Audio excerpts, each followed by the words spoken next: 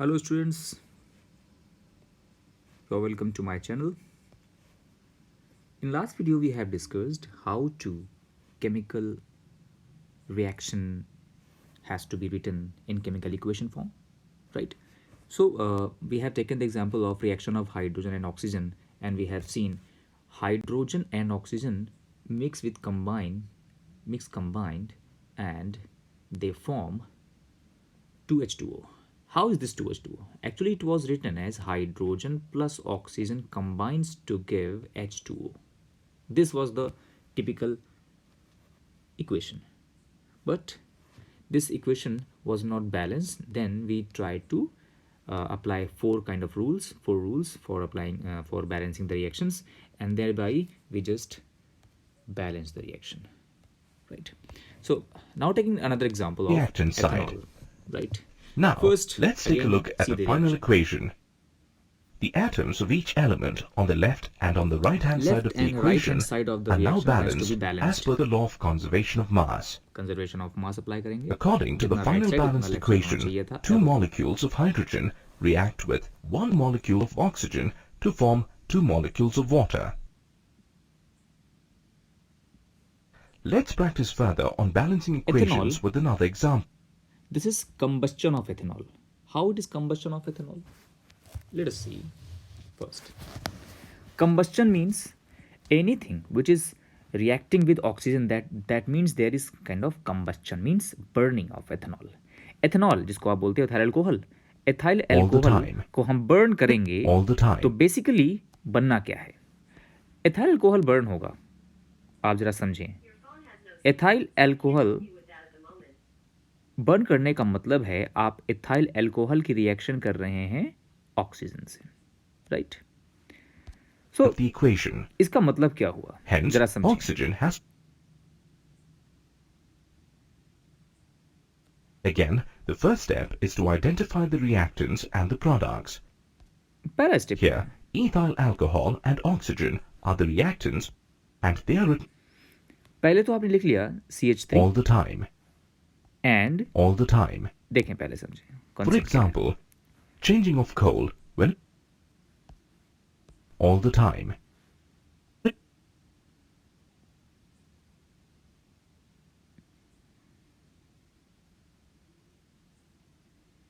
Step is to identify the reactants and the products. ethanol plus O2 Here, means ethyl alcohol and oxygen are the reactants, and reactant they are side में written left-hand on the side में. left-hand side of the equation. Then The products on the right-hand side are carbon dioxide and water.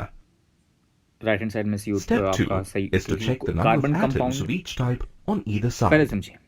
Carbon compound कोई भी होगा oxygen की presence में अगर burn होगा तो एक बात डेफिनिट है, ऑक्सीजन है कार्बन है तो CO2 बननी ही बननी है.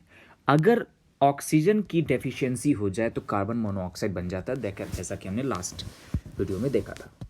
याद रखेंगे, जैसा कि आप देखते हो, अगर आप किसी क्लोज रूम में कोयला जलाओगे तो काफ़ी टाइम तक तो CO2 बनेगा, कार्बन प्लस ऑक्सीजन बर्न होगा तो CO2 बनता जाएगा. लेकिन एक टाइम आएगा जब ऑक्सीजन कम हो जाएगी रूम की, तो ऑक्सीजन की डेफिशिएंसी होने की वजह से क्या बनना शुरू हो जाएगा? कार्बन मोनोऑक्साइड यानी CO.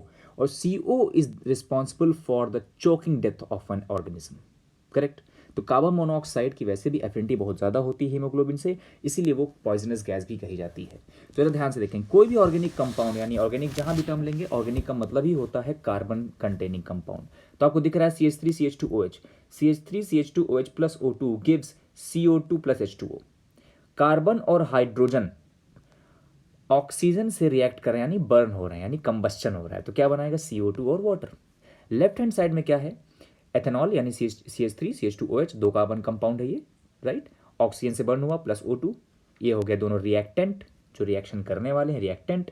और राइट हैंड साइड में क्या बना है आपका? RHS, right hand side product, जो कि बने CO2 और वाटर. अब जरा एक चीज देखो, आपने देखो लेफ्ट हैंड साइड में आपके क्या लिखे हैं? CH3 CH2, CH3 CH2, दो कार्बन दिख रहे हैं आपको. CH3 यानी कि एक कार्बन के साथ 3 हाइड्रोजन लगे हैं, दूसरे कार्बन के साथ 2 हाइड्रोजन लगे हुए, OH लगा है. यानी यहाँ पे ओवरऑल इस लेफ्ट हैंड साइड में कितने कार्बन हुए? 2. हाइड्रोजन कितने? हाइड्रोजन देखो 3 2 1, कितने हुए? 6. जरा राइट हैंड साइड देखो, हाइड्रोजन कितने हैं? 2 दिख रहे हैं, और कार्बन राइट हैंड से कितने दिख रहे हैं? 1 दिख रहा है. तो हमें बैलेंस करना पड़ेगा ना, एक तरफ क्या ज़्यादा है? कार्बन ज़्यादा है, और एक तरफ देखो एक तरफ देखो, ध्यान से देखो, और राइट हैंड साइड में ऑक्सीजन ज़्यादा है या ऑक्सीजन बैलेंस है, ध्यान से देखो, ऑक्सीजन प्रॉपरली बैलेंस है। तो लेफ्ट हैंड साइड में ज़्यादा क्या है? लेफ्ट हैंड साइड में कार्बन भी ज़्यादा है और हाइड्रोजन भी ज़्यादा है। जरा ऑक्सीजन को देखो, ऑक्सीजन लेफ्ट हैंड साइड में कितना है? O2 पे 2 ऑक्सीजन, और एक देखो एथेनॉल में एक ऑक्सीजन है, 2 + 1 3 हो गए। और राइट हैंड साइड में कितने दिख रहे हैं आपको? ऑक्सीजन 3 दिख रहे हैं। तो ऑक्सीजन तो बैलेंस है, यानी बैलेंस करना क्या आपको बेसिकली यहाँ पर? कार्बन और हाइड्रोजन। तो पहले एक को बैलेंस करेंगे, याद करो रूल हमने क्या बताया था, जो सबसे कम होता है वहीं से हम शुरू करते हैं, उसी को मल्टीप्लाई करेंगे, 1 2 2 3 1 2 3 4 एनीथिंग, राइट? कैसे करेंगे जरा ध्यान से देखें। Here we have 2 carbon atoms on the left-hand side, but only 1 on the right-hand side. 6 hydrogen atoms on the left-hand side, but only 2 on the right-hand side. Least count 3 किसका है? oxygen atoms on the left-hand side, least count as किसका well है? as on the right-hand side. Carbon का है, तो पहले हम carbon को बैलेंस करेंगे। Let us begin balancing the equation by selecting carbon. There are 2 atoms of carbon on the reactant side, but only 1 atom on the product side. So to balance this, add the coefficient 2 before carbon dioxide on the right. याद रखेंगे balance करते time जो भी least होते हैं, जिसका number, जिस atom का काउंट कम, सबसे कम होगा, शुरुआत वहीं से करेंगे, करेक्ट? तो ध्यान से देखो, यहाँ पे कार्बन ऐसा है जो राइट हैंड साइड सबसे कम है, तो शुरुआत हम कहाँ से करेंगे? कार्बन से करेंगे। तो कार्बन को बैलेंस करने के लिए हम क्या करेंगे? कार्बन के पहले क्या लिख देंगे? CO2 के पहले क्या लिख देंगे? 2। अब CO आपने 2 लिख, जैसे ही आपने 2 यहाँ पे मल्टीप्लाई किया है तो 2 CO2 हो गए। अब 2 कार्बन तो 2 हो गए, लेकिन ऑक्सीजन कितने हुए? 2 2 4 हो गए, 4 और प्लस देखो H2O के साथ भी एक लगा तो 5 हो गए ना। तो हमें बैलेंस करना पड़ेगा, ध्यान से देखेंगे इसे। Hand side. Now, let's consider the next element, hydrogen. Hydrogen कितना है? There are 6 atoms of hydrogen on the Left side में reactant 6 side and 2 atoms on the product side. To balance this, you need to place the coefficient 3 before H2O on the product side. Now, as you can see, hydrogen has been balanced. Hydrogen तो balance हो गया, लेकिन The oxygen next तो double हो element in गए। the equation is oxygen. Oxygen ज्यादा हो गया। There are 7 oxygen atoms on the product side, 3 और but only 3 atoms on the reactant side. To balance the equation, place the coefficient 3 before oxygen on the left-hand side. Balance कर लेंगे। In the end, do a final check to confirm that the number of atoms on the reactants and the product side is properly balanced. Here is what you get as the final equation. अब ये balance equation, Ethyl alcohol reacts with 3 molecules of oxygen to give 2 molecules. अब एक concept देखो, अगर हम generally बोलें तो क्या कहते हैं? अगर हम जनरली एक सेंस लें तो क्या बोलेंगे? In general saying we can say ethanol, और ethanol can be called as generally ethyl alcohol is burnt with oxygen and gives 2 carbon dioxide। ये हम सिंपली कहते हैं ethanol burns with oxygen and gives carbon dioxide and water। We are not using how many molecules of ethanol is being used and how many moles of oxygen is being used and how many moles of CO2 is being used। No, हम एक general equation बोलते हैं ethanol Burns with oxygen and gives CO2 and water. पहले हम लिखते हैं formula, symbol देते हैं, सिंबल लिखने के बाद हम उसे बाद में बैलेंस करते हैं, राइट? तो हम ये कह सकते हैं एक एथेनॉल को, देखो एथेनॉल 1 मॉलिक्यूल ना, 1 एथेनॉल यानी 1 CH3CH2OH, राइट? क्या एथेनॉल के पहले कोई डिजिट लगी है? नहीं लगी है। तो क्या कहेंगे? एक एथेनॉल मॉलिक्यूल को बर्न करने के लिए 3 O2 लगते हैं, 3 O2 are consumed and they give 2 CO2 3 H2O molecule. Is it? Note down करेंगे properly. Molecules of carbon dioxide and 3 molecules of water. Actions. आगे देखते हैं। Have you ever wondered why silver gets tarnished? कभी आपने देखा है Crackers contain chemical substances like aluminium, barium, crackers जानते हो, पटाखे, calcium, etc.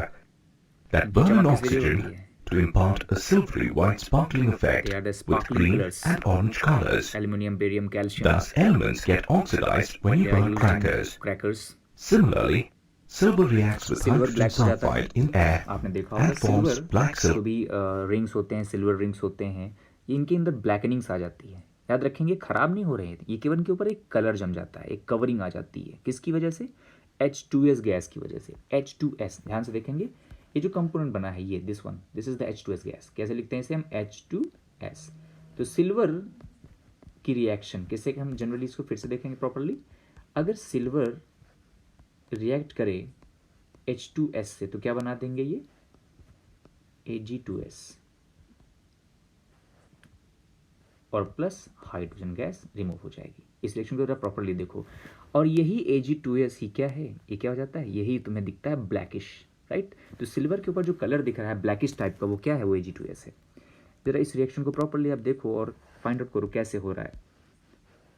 देखें, sulfide. Thus silver combines with sulfur in this reaction.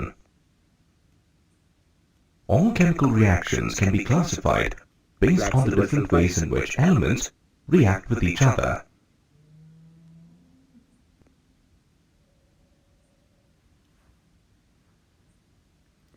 Okay, और भी चीज़ें हम देखते हैं।